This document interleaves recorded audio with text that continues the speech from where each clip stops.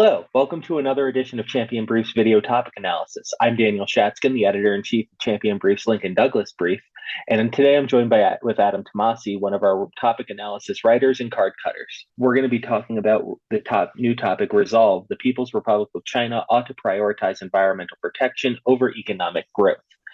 This is a really unique topic for Lincoln Douglas debate because it doesn't specify either to the United States or just generally to the world. My first gut instinct was this is going to be a difficult topic for debaters, but as I started researching it more, I realized that it's basically the same as every other topic that they've ever done on environmental protection, just maybe with the ability to specify to China. So with that being said, Adam, what are some of the arguments that you think debaters are going to be running the most on this topic? Thank you, Daniel. So I'll say first to introduce some context that this resolution is a narrowed down version of Jan-Feb 2014, which was resolved developing countries ought to prioritize environmental protection over resource extraction when the two conflict.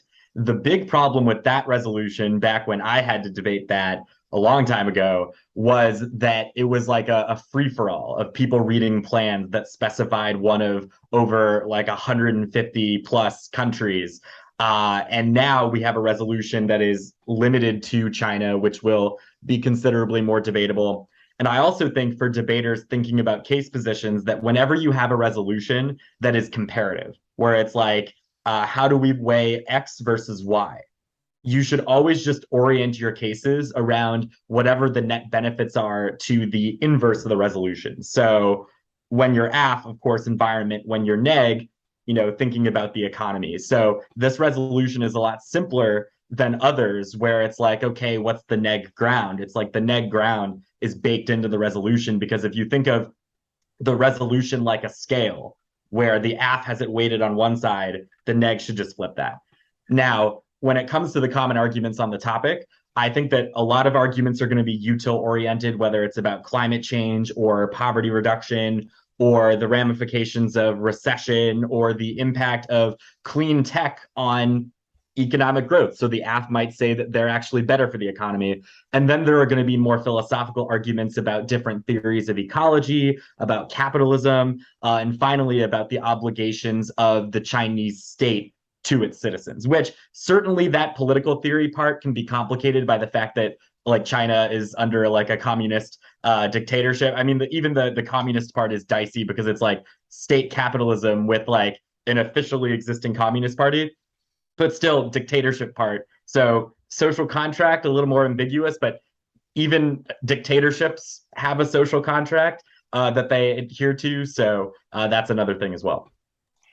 Yeah, so let's I guess kind of go into a little bit of those like util style arguments. I think already this weekend, I know at Blue Key, I've been hearing back from people that it's a lot of generics on this topic so far that we're hearing.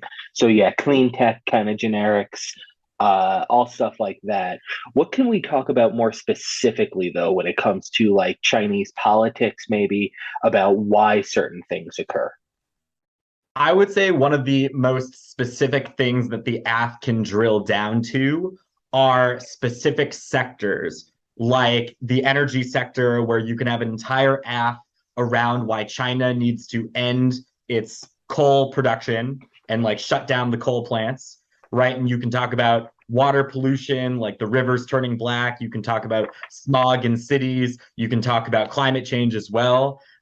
Drilling down to the Belt and Road Initiative, as one of the AFs in our brief does, where you can say that even if China nominally has these pledges, like where Xi just gave a speech to the recent Communist Party Congress, where he said that China wants to commit to carbon neutrality by 2060 with like emissions peaking by the end of the decade, you could say that that's never going to happen unless they end the Belt and Road Initiative or significantly transform it. And therefore, China would be genuinely prioritizing environmental protection. So that would be my advice there. Instead of I just want to go back to something that you had just said. So China actually recently then shifted their kind of goal because originally it was by mid decade that they would reach peak kind of emissions. So now Xi is saying 2030 is the big one, and that's a change that happened in the last 4 days, basically, 4 or 5 days.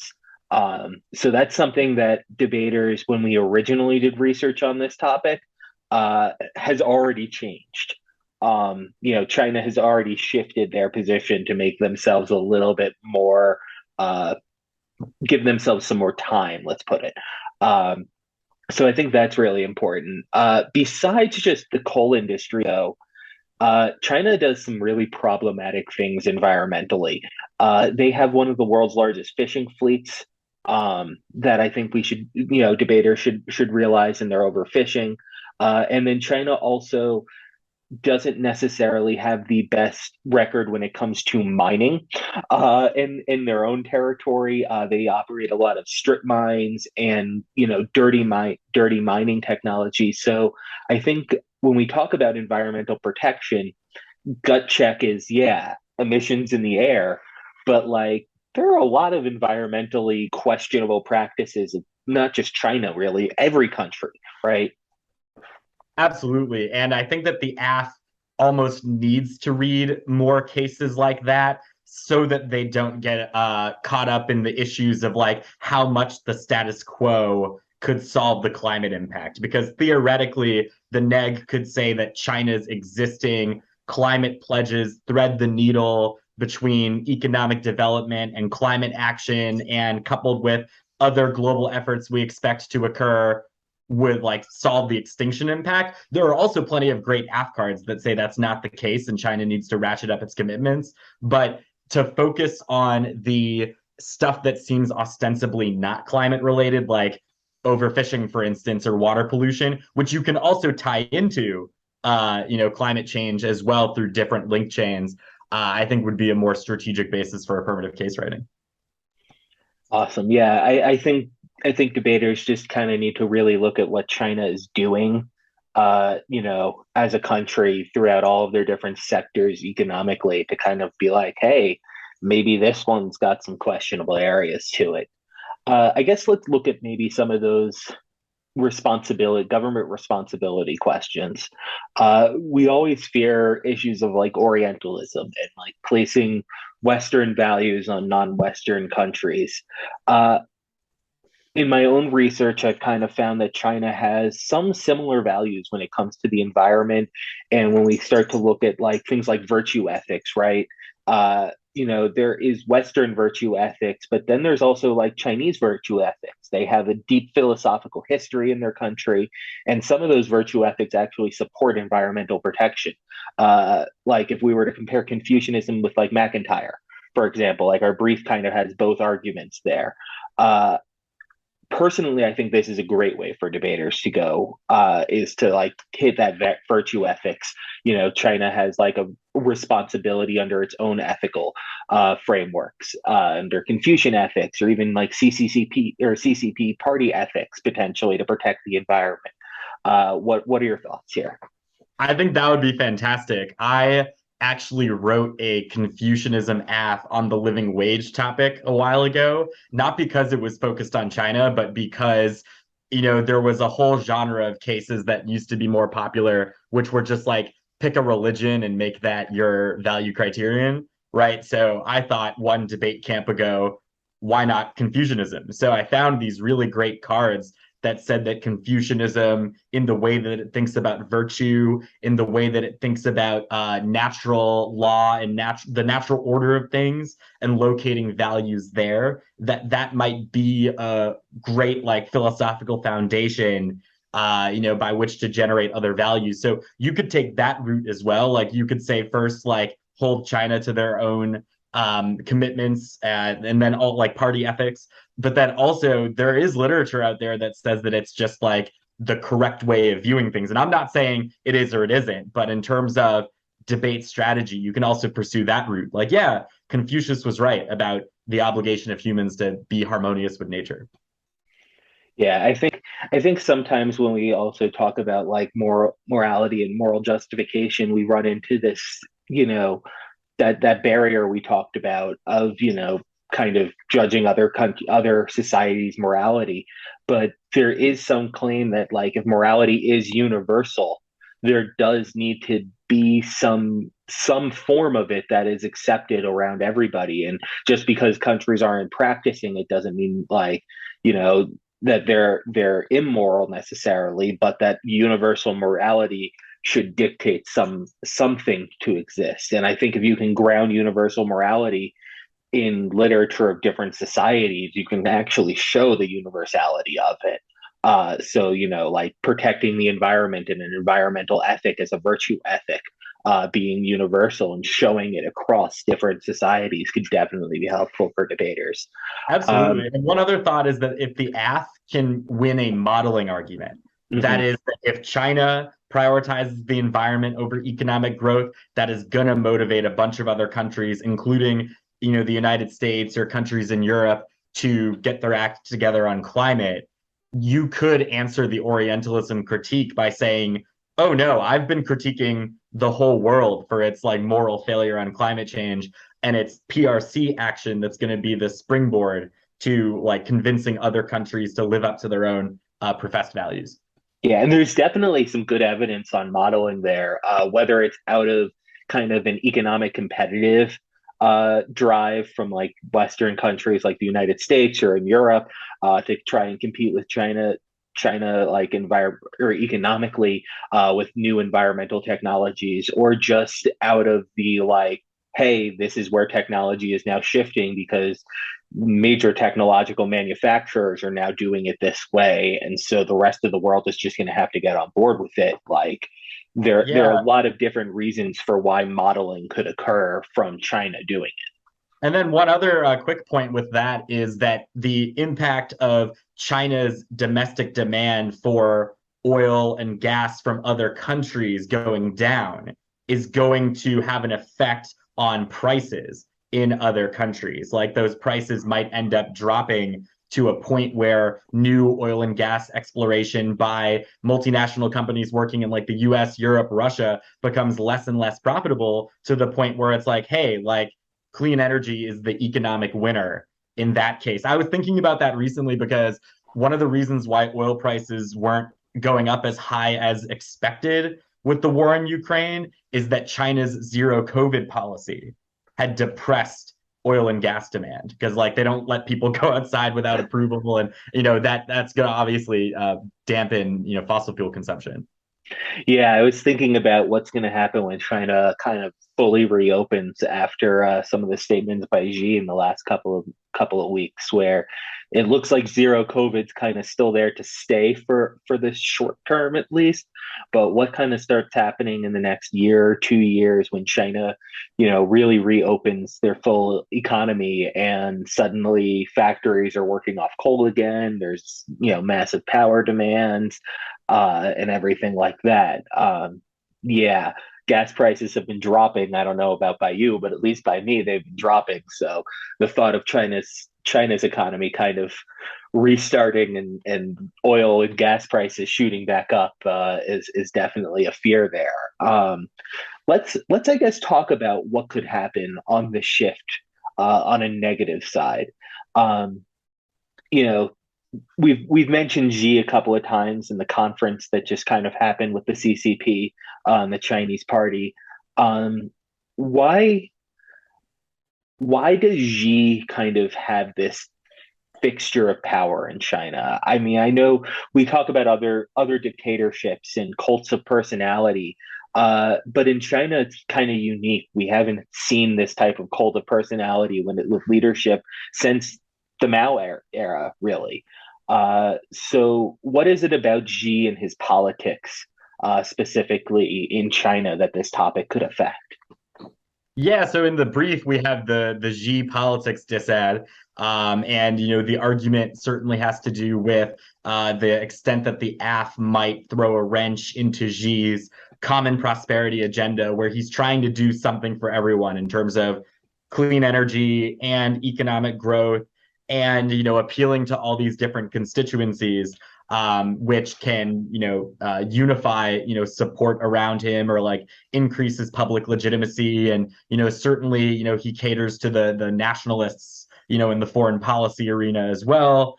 And all of that is like a coalition that's held together by Xi trying to do everything at once. So you could even say that like the AF would upset that balance if it requires Xi to do that much more than he's already promising. Like when we think about overfishing or we think about strip mining, like what local political leaders in the party will find their direct interests affected from like a revenue standpoint or like financially from those decisions and how that might affect Xi's political maneuverability going forward. Because certainly someone, who's an autocrat is going to stay in power longer the more they're able to continually pay off their closest supporters. So how does the AF, what are the ramifications of the AF, for the inner circle or for like public perception? It seems like public perception is really on the side of strong environmental action because there were enormous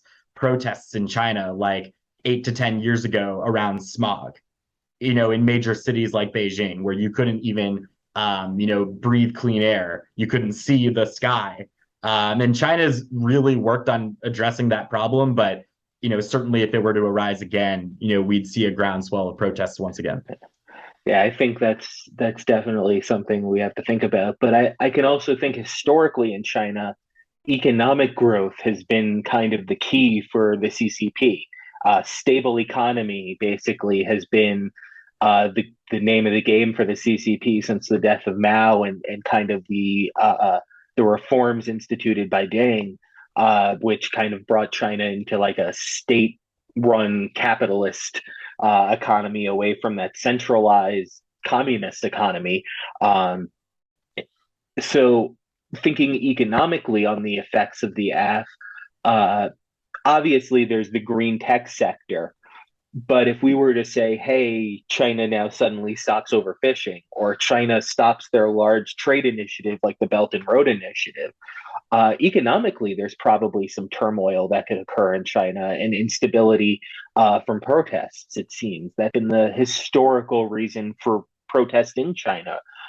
Is kind of economic conditions or political repression, if you want to go back pre-CCP time. So I think the economic effects definitely can't be kind of minimized on Chinese society. Right. And you could also say that those economic problems could threaten the survival of the CCP. And, in the brief, we do have evidence that says that were the CCP to fall apart, that would lead to, the most extreme scenario of like the nuclear arsenal falling into the hands of local warlords and civil war and refugee crises and nuclear war. You could impact turn this too if you're AF. Like you could say that, like, even if you wanted to kick the AF or not, you could say that like CCP collapse is good because it would usher in democratization or like lead to peace with Taiwan or something like that, where you can take the neg at their word that like the AF threat like is an existential threat to the party's survival, and you could be like, all right, that's good. Yeah. So thinking about Taiwan and kind of China's foreign policy goals, there are also some Chinese foreign policy goals that coexist with environmental policy. For example, like oil in the Spratly Islands or the Senkaku Dayu Islands. So there are a lot of border kind of disputes going on between China, the Philippines, Vietnam, Korea, Japan, over where exactly their exclusive economic zone is and where China has rights for it. Uh, I guess on a positive side, if China were to kind of scale back some of its economic growth under the name of environmental protection, doesn't that maybe open up for some diplomacy that China can then use in these areas? Right, because especially if that scaling back of growth is motivated by a desire to move away from oil exploration, then there's no longer a legitimate reason in the eyes of like Chinese nationalists to fight over the oil beds that exist under like random like rocks, right? And so I think that the AF could have a really great argument about solving the root cause of like China Japan conflict in the East China Sea or like South China Sea conflict that could draw in the US. Yeah. So everything basically other than Taiwan, you can probably kind of connect it back to economic growth. Taiwan is a much different, more complicated, nationalist debate. But the other kind of debates over territory definitely have a economic kind of nationalism tied to it.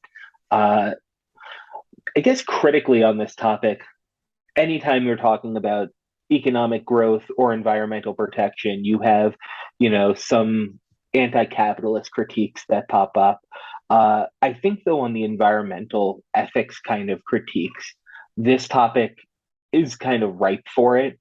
When we put this kind of debate over growth and environmental protection, like should that debate even exist?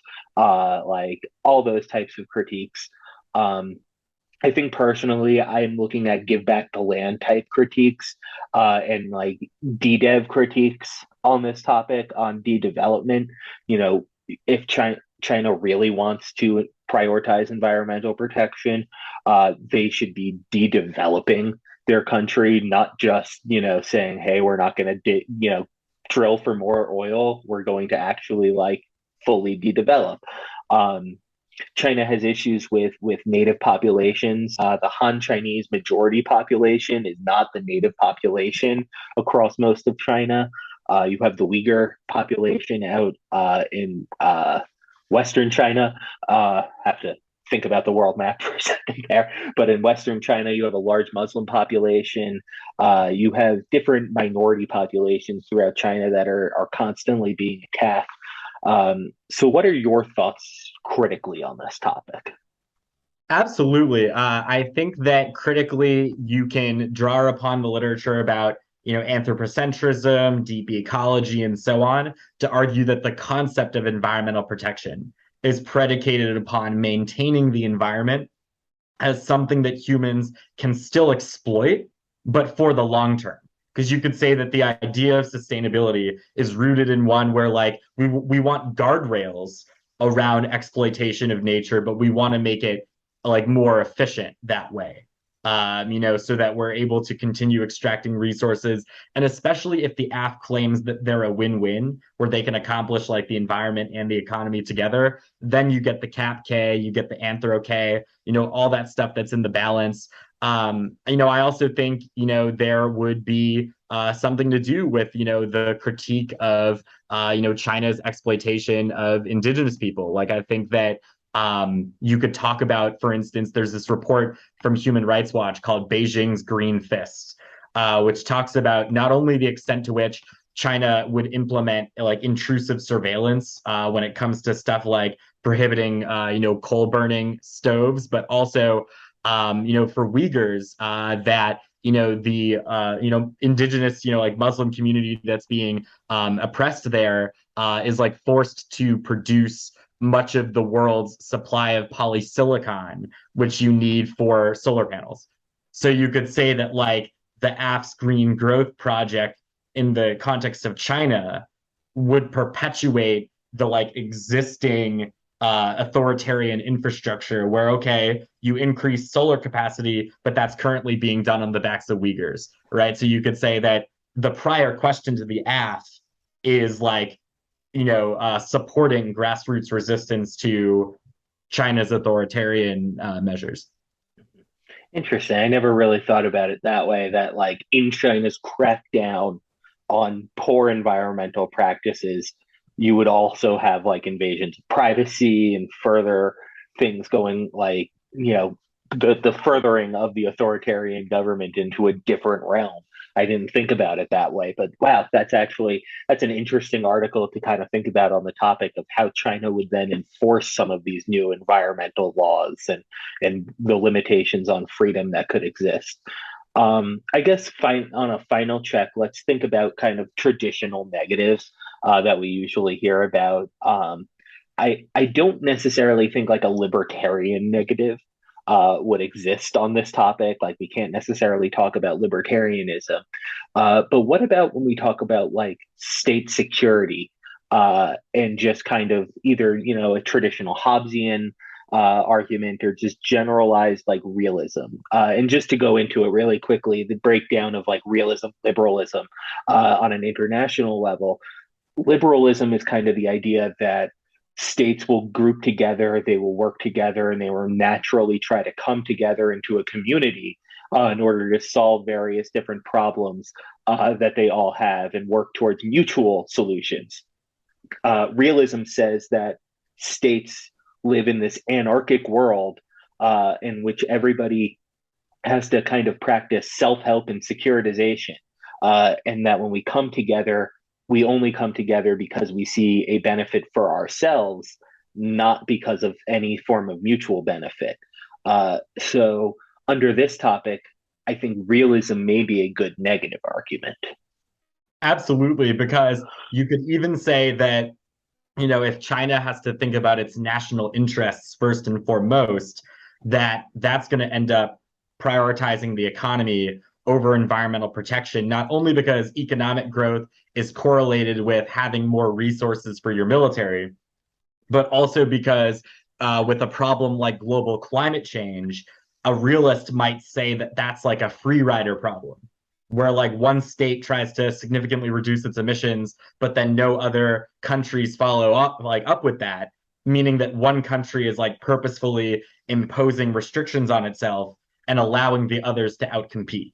So you could say that like in this dog eat dog world where you have no idea whether you can trust other countries' ability to follow through with their climate commitments, why not take the selfish route and just keep emitting or like prioritizing your national economy?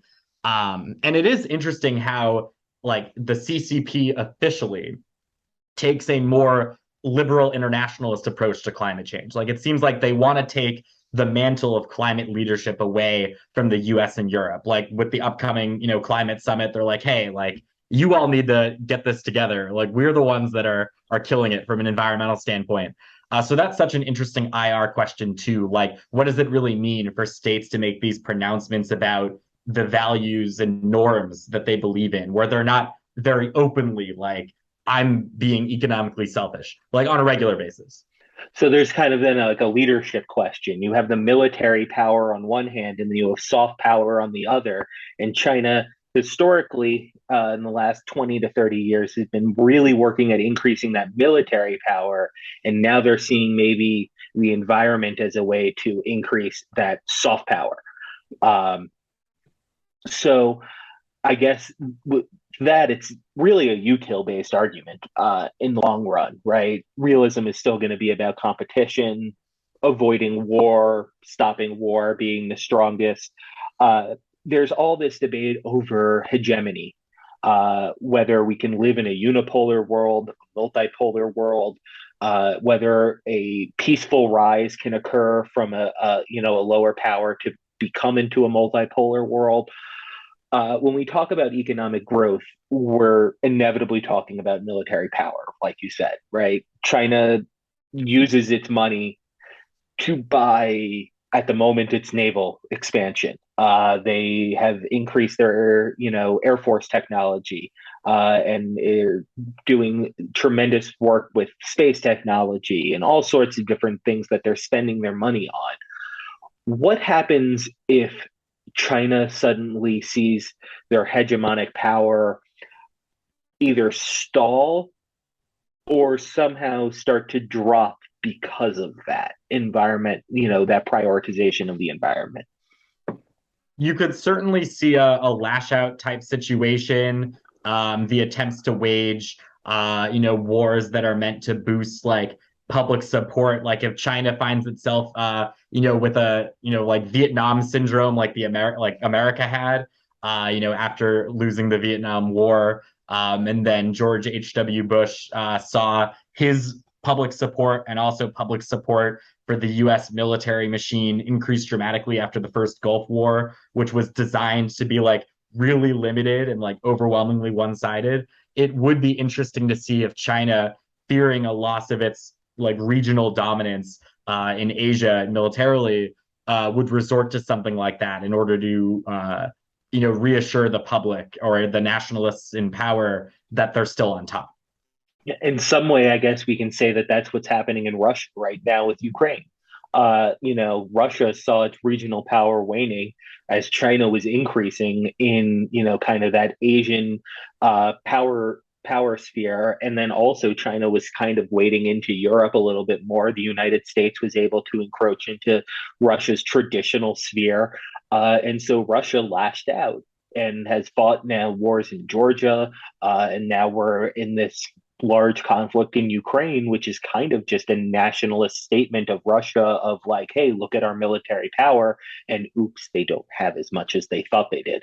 But that's a whole other story. But I think there's some historical proof to that of how countries do lash out when they see their power dropping. Uh, I guess with all of that, we've mentioned Orientalism a few times. I think that's going to be a critical argument on the topic. Do you want to leave us maybe with a couple of last words on Orientalism before we say goodbye to the folks at home? Absolutely. So the phrase Orientalism comes from the work of Edward Said, who, when he wrote the book Orientalism in the 1970s, was thinking about the Middle East. Said being a Palestinian writer, he was concerned with the extent that, in like the intellectual history of like Western colonialism and literature, that it was built upon explicit notions of European superiority and Middle East slash Arab slash Islamic inferiority. And you could similarly say with the Orientalism K here that the judgments that we're making about China in like an American debate environment are participating in the same discourse that relegates China to a space of inferiority, like economically, politically, culturally, with the implied conclusion that like America rocks and like the West is best and all that. So the critique would urge us to check ourselves when it comes to not making judgments of China that lack nuance, where it's like China all bad, anything not China all good slash superior. And I think that this critique could end up being really effective, especially against cases that are more of like or even cases that attempt to like criticize China by its own values, right? Like the Confucianism AC, like we could say that it like exoticizes Chinese philosophy, or that it reduces all Chinese political and economic activity to Confucianism, where it's like, oh, the West is so rational, whereas like the East, everything they do is about their literal religions, right? And you could say no, in fact, like China makes decisions in a similar way to like other like rational states. Especially when Confucianism and Taoism, kind of the principal religious and philosophical thought of kind of ancient Chinese culture and even into modern Chinese society, although adapted by the CCP, is functionally a very logical, reasonable, like that's the whole philosophy is functionally to be reasonable, to be logical, to be rational, and to examine the world as it is through those lenses. So yeah, it's kind of an ironic argument to make, but I totally understand it because yes, it does in some way uh, shrink the debate down into like one point and try to it's kind of like to say, oh, all of American society is just Hobbes, right?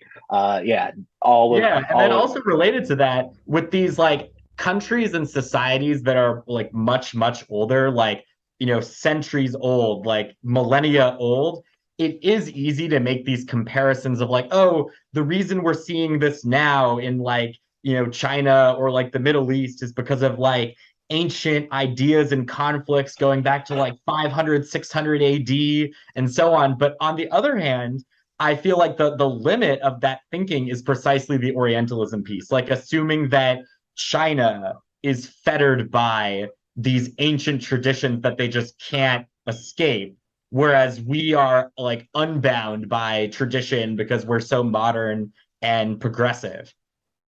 Yeah, I think in that mindset, it's important to note that like the CCP has adopted a lot of the ancient Chinese traditions, but has modernized it, has shifted them to how they should work in kind of our current world and stuff like that, so that they have a tap into the ancient Chinese kind of traditions and can use the history of China for their nationalistic goals, and to say, this is one country that has existed for millennia, but also we are a modern society that has, modern goals, modern ethics, modern everything.